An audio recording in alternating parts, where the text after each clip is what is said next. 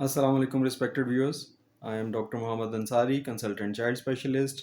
आज की इस वीडियो में मैं बात करूंगा चाइल्डहुड ओबेसिटी के बारे में, यानी बच्चों के मोटापे के बारे में। आजकल बच्चों में मोटापे का जो मर्ज़ है वो बहुत ज़्यादा लाहक हुआ जा रहा है, और इसकी बेसिक वजह जो है वो less outdoor activity and more junk food, यानी बाहर खुले मैदान में खेलने की जो रुझान है उसमें कमी, और जंक फूड जैसे कि फ़ास्ट फूड है, रिफाइंड फूड्स हैं, कोल्ड ड्रिंक्स हैं, जूसेस हैं, इसका इस्तेमाल ज़्यादा होता जा रहा है। मैं आज की वीडियो में आपको बताऊंगा कि ओबेसिटी जो है उसको कैसे कंट्रोल किया जाए, उसके क्या रिस्क फैक्टर्स हैं ओबेसिटी के, ओबेसिटी की वजह से क्या-क्या बीमारियां फ़र्दर लाहक हो सकती हैं, और ओबेसिटी जो है वो किस तरह से उसको रोका जा सकता है, किस तरह से प्रिवेंट किया जा सकता है। सबसे पहले हम आते हैं डेफिनेशन ऑफ ओबेसिटी की तरफ। ओबेसिटी की जो डेफिनेशन है वो बीएमआई की बेस पे होती है, बॉडी मास इंडेक्स, जो कि आपका फिजिशियन निकालेगा, आपका वेट लिया जाएगा, बच्चे की हाइट ली जाएगी, और एक स्पेसिफिक हाइट से ऊपर चार्ट्स के ऊपर डाला जाएगा और देखा जाएगा कि क्या बच्चे को ओबेसिटी है, मॉर्बिड ओबेसिटी है, प्री ओबेसिटी है, या बेबी ओवरवेट है। डिफरेंट तरह के ग्रेड्स होते हैं जैसे जैसे ओबेसिटी ज़्यादा होती है। तो क्या वजूहात हैं, किन चीज़ों की वजह से ओबेसिटी हो रही है? सबसे ज़्यादा ओबेसिटी की वजह इस वक़्त हमारे मुल्क में या अमेरिका में या ऑस्ट्रेलिया में है। हमारे मुल्क के साथ-साथ अमेरिका और ऑस्ट्रेलिया भी इसकी ज़द में है। लेकिन हमारे पास थोड़ा-सा डायलेमा है। डायलेमा ये है कि एक तरफ तो ओबेसिटी है, and on the other and it's very sad कि बहुत ज़्यादा मेल न्यूट्रिशन है। दूसरे एंड पे, एक्सट्रीम पे, दूसरे स्पेक्ट्रम में जो है वो बिल्कुल मेल नरिश बच्चे हैं, जो कि 3 साल का बच्चा आता है और 7 केजी वेट होता है, व्हिच इज़ वेरी अनफॉर्चुनेट। मैं यहाँ पे कुछ स्टैंडर्ड्स बता देता हूँ कि वेट क्या होना चाहिए, किस तरह से वेट इंक्रीज़ होना चाहिए बच्चे में। पैदाइश पे बच्चे का जो वज़न है उसका 3 गुना हो जाना चाहिए 1 ईयर पे। यानी एक बच्चे का अगर वज़न जो है वो 3.5 किलो था, तो उसका 1 साल पे 10.5 किलो वज़न होगा। 2 साल की उम्र पे बच्चे का वज़न तकरीबन 12.5 किलो होगा। 3 साल की उम्र में बच्चे का वज़न तकरीबन 15 से 16 किलो होगा। 4 साल की उम्र में बच्चे का वज़न तकरीबन 19 से 20 किलो के दरमियान होगा। 5 साल की उम्र में 20 से 21 किलो के दरमियान वज़न होगा, और इसी तरह से सो ऑन सो फोर्थ। 10 साल का बच्चा होता है उसका वज़न तकरीबन 40 किलो जो है वो एवरेज वेट, यानी मीडियन जो मिड लाइन में आता है, मीडियन वेट मीन जो है उसका वो तकरीबन 40 केजी होगा। लेकिन हम बहुत सारे बच्चे देखते हैं जो कि 7 ईयर्स पे ही जो है वो 40-40 जो है क्रॉस कर चुके हुए हैं। बहुत सारे बच्चे देखते हैं जो कि 10 ईयर्स पे जो है वो तकरीबन 60-62 केजी के जो है वो हुए होते हैं। तो इन बच्चों में क्या वजह है, क्यों ऐसा जो है वो हो रहा है? सबसे बड़ी वजह इसमें है junk food, refined foods, readily available foods. जैसे रेडिली अवेलेबल फूड, फ़ौरन से कैन खोला और पी लिया। यानी दीज़ रेडिली अवेलेबल फूड्स जो हैं, ये सबसे बड़ा ओबेसिटी की वजह है। रेडिली अवेलेबल हैं, बॉटल का बस कैप खोला और पी लिया। इसी तरह से एनर्जी ड्रिंक्स मिल रही हैं, इसी तरह से जो है वो मिल्क मिल रहे हैं, बहुत सारे फ्लेवर्ड मिल्क मिल रहे हैं, इसी तरह से जो है वो एनर्जी ड्रिंक्स जिन्हें कॉम्प्लीमेंट्स कहते हैं, वो रेडी टू सर्व हैं, पहले से डब्बे में बने बनाए पड़े हुए हैं और आप उठाते हैं और पी लेते हैं।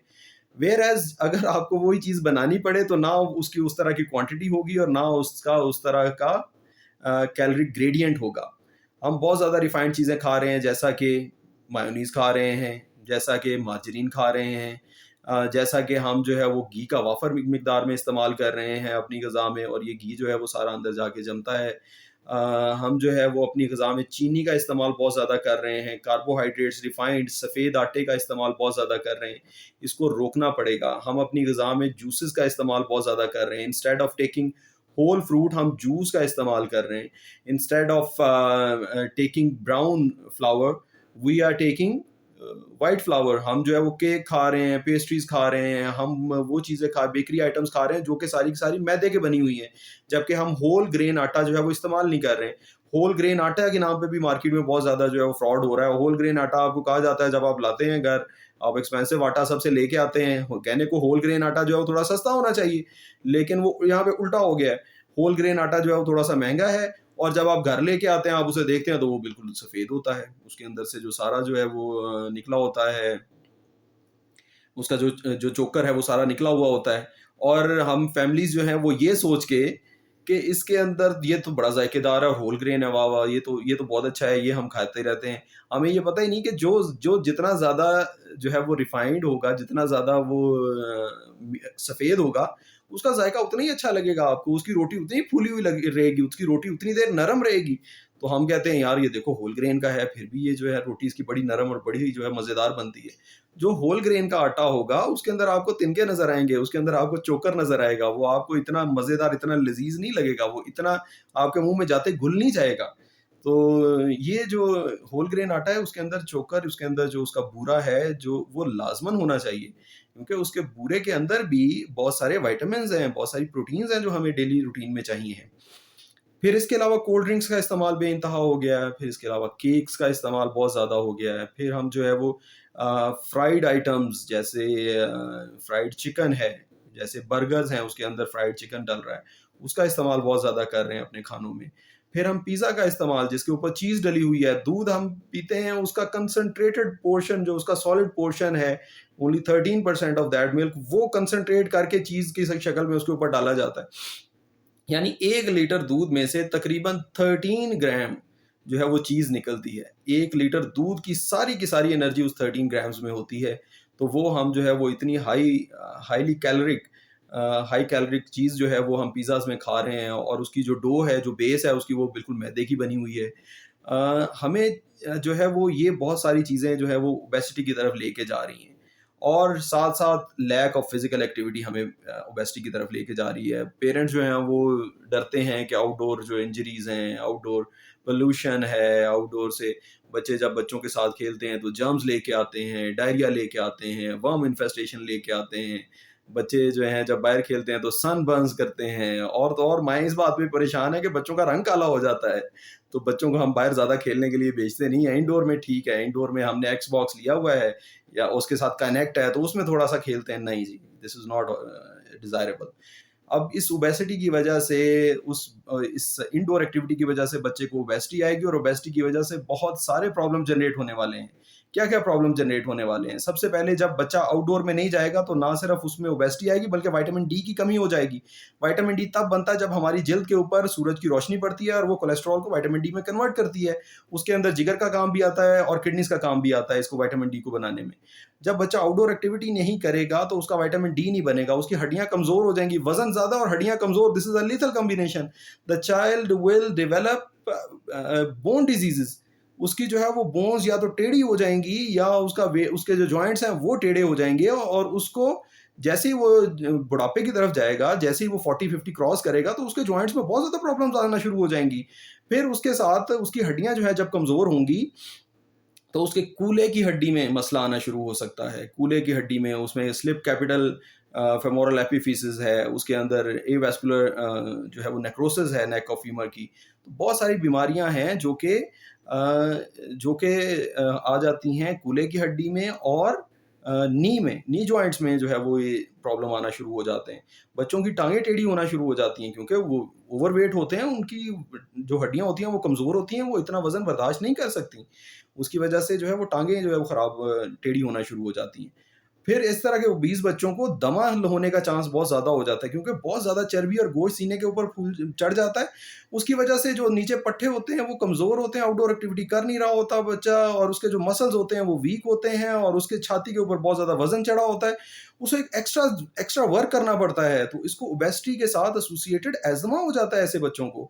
फिर इनको जो है ओबेसिटी की वजह से दिल के ऊपर प्रेशर पड़ता है, जो कि ज़्यादा डिटेल में मैं नहीं बताऊँगा यहाँ पे, लेकिन ओबेसिटी की वजह से दिल के भी मसाइल होते हैं। फिर ऐसे बच्चों में जब गला खराब, खाँसी और की शिकायत होती है तो वो फ़ौरन जो है सीने की तरफ आती है। वो दमे की अलामत भी ज़ाहिर कर सकती है और वो निमोनिया की तरफ भी जा सकती है।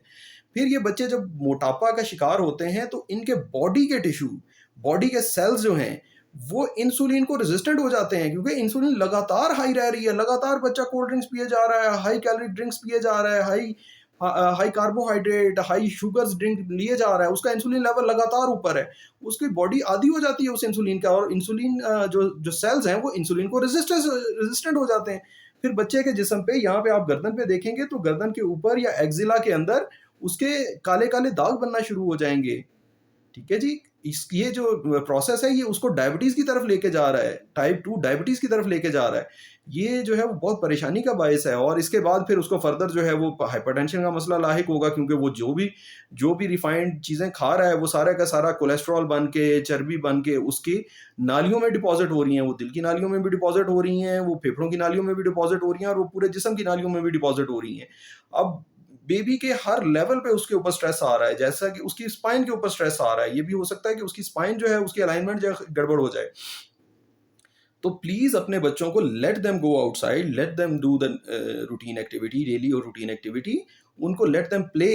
और अगर ओबेसिटी है तो ओबेसिटी को आहिस्ता आहिस्ता जो है वो नीचे लेके आएं और उनकी फिजिकल एक्टिविटी को प्रोग्रेसिवली इंक्रीज करें। मैं ये नहीं कह रहा कि आज अगर वो 20 है तो बस उसको बाहर छोड़ दें। आज तो वो बहुत प्रोन है कि उसको जो है वो बोनी इंजरी हो सकती है अगर वो ओबीज है और उसकी हड्डियां भी कमजोर हैं। तो अपने मुआलिज से जरूर मशवरा करें, उसकी जरूरत के मुताबिक उसको जो है सप्लीमेंट्स दें, ऐसे सप्लीमेंट्स दें जिससे उसकी हड्डियां मजबूत हो और वो फिजिकल एक्टिविटी करने के काबिल हो जाए बच्चा। फिर जब इस तरह की ओबेसिटी आती है तो इसके साथ जो प्यूबर्टी है वो भी अर्ली हो जाती है, वो भी अर्ली आ जाती है बच्चों में। बच्चों में ओबेसिटी अर्ली आती है तो एग्रेशन भी अर्ली आती है। हम कहते हैं जी बच्चे आजकल के बड़े मूडी हो गए हैं, बच्चे आजकल के बड़े खराब हो गए हैं, ये तो बात ही नहीं सुनते हैं, ये तो ये हो गया। ओबेसिटी की वजह से उसकी जब प्यूबर्टी अर्ली होगी तो उसका बॉडी, उसका ब्रेन उस चीज को, सारे हार्मोन्स को एक्सेप्ट करने के लिए उस स्टेज पे अभी तक तैयार नहीं है और उसको बहुत जल्दी से जो है वो प्यूबर्टल चेंजेस आ जाएंगे, एग्रेशन आ जाएगा उसको। टीनेजर जो है it's era of danger activities. ये बच्चा जो है जब टीनेजर होता है तो उसको तो दिल होता है कि मैं कोई डेंजरस एक्टिविटी करूं, और फिर ओबेसिटी के साथ इस तरह की डेंजरस एक्टिविटी अगर खुदा ना खास्ता करेगा तो फिर तो बहुत मुश्किल हो जाएगा। इसी वजह से टीनेजर्स में सबसे ज़्यादा सुसाइडल टेंडेंसी है, टीनेजर्स में रिस्क टेकिंग टेंडेंसी सबसे ज़्यादा है। तो और उसकी वजह यही होती है कि उस वक्त जो ओबेसिटी जो जो जो सॉरी प्यूबर्टल हार्मोन्स होते हैं उनका लेवल बहुत हाई होता है। तो ये है, ये चीज वजूहात हैं जो जो रिस्क फैक्टर जो आगे जाके बच्चा ओबेसिटी की वजह से जिन जिन मुश्किलात का शिकार हो सकता है। अब कैसे प्रिवेंट कैसे करें जी ओबेसिटी को? जो चीज़ें मैंने सारी वजूहात बताई उन्हीं सारी वजूहात को आपने निकालना है, वन बाय वन आपने निकालना है। आपने रिफाइंड शुगर्स बच्चे को देना बंद करनी है, आपने कोल्ड ड्रिंक्स बंद करनी है, आपने जूसेस बंद करने हैं। पूरे का पूरा फल खाए अगर बच्चा खा रहा है तो। पूरा फल खाना चाहिए, खा रहा है नहीं, खाना चाहिए, उसको पूरा फल खाना चाहिए, उसको जूस नहीं पीना चाहिए, उसको मिल्क शेक्स नहीं लेने चाहिए। अगर मिल्क शेक अगर वो ले रहा है तो विदाउट शुगर लेना चाहिए, एड ऑन शुगर उसकी बिल्कुल बंद करें। अगर वो खाने जो खा रहा है उसके अंदर बिल्कुल मिनिमम अमाउंट ऑफ ऑयल इस्तेमाल करें, घी का इस्तेमाल बिल्कुल तर्क करें और मिनिमम अमाउंट ऑफ ऑयल इस्तेमाल करें।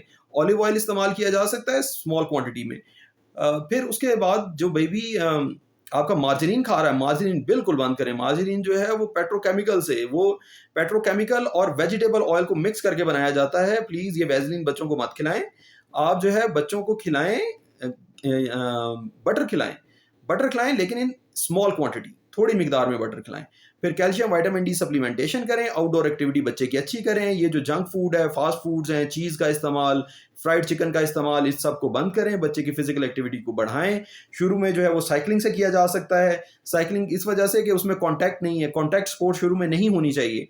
कोई ऐसी स्पोर्ट जैसे फुटबॉल है, जैसे एथलेटिक्स है, जैसे आउटडोर प्ले है with other kids like frisbee और एनीथिंग, उसमें क्योंकि कांटेक्ट है तो कांटेक्ट जो है ना वो बच्चे में शुरू में डिजायरेबल नहीं होता। इसलिए आपने शुरू जब एक्टिविटी करनी है तो वो वॉकिंग से, रनिंग से या साइकिलिंग से शुरू करनी है, जो भी बच्चे के लिए आसान हो और मुफीद हो। और उसको मंथली बेसिस पे अपने क्लिनिशियन से फॉलो अप कराएं। मंथली बेसिस पे उस बच्चे का जो है वो बीएमआई चेक करें, उसका वेट मॉनिटर करें ताकि बेबी जो है वो आपको पता चले। और ये मंथली मॉनिटरिंग सिर्फ ये फायदा नहीं होता इसका कि जो है वो आपको जो है मेडिसिन जो है वो उसमें या आपको एडवाइस मिल रही होती है, बल्कि आपकी एक विलिंगनेस पता चलती है, आपकी विलिंगनेस है भी कि इसको कम करने की या नहीं। आप जब तक जो है वो पूरी तरह से इन्वॉल्व नहीं होंगे बच्चे की केयर में, जब तक आपकी विलिंगनेस नहीं होगी बच्चों की केयर में, तब तक वो डिजायर्ड जो रिजल्ट है वो अचीव नहीं होंगे। तो ये थी व्यूअर्स मेरी आज की वीडियो रिगार्डिंग ओबेसिटी। ओबेसिटी बहुत बड़ा ग्रोइंग प्रॉब्लम है पाकिस्तान में और वर्ल्ड ओवर बहुत बड़ा प्रॉब्लम है ओबेसिटी इन चिल्ड्रन। ये मेरी आज की गुजारिशात थी। अगर आपको अच्छी लगे वीडियो तो काइंडली इसको लाइक कीजिएगा, मेरे पेज को सब्सक्राइब कीजिएगा और अपने दोस्तों को रिकमेंड कीजिएगा। और अगर कोई क्वेरी हो तो प्लीज़ कमेंट सेक्शन में ज़रूर पूछिएगा। Thank you very much. अस्सलाम वालेकुम।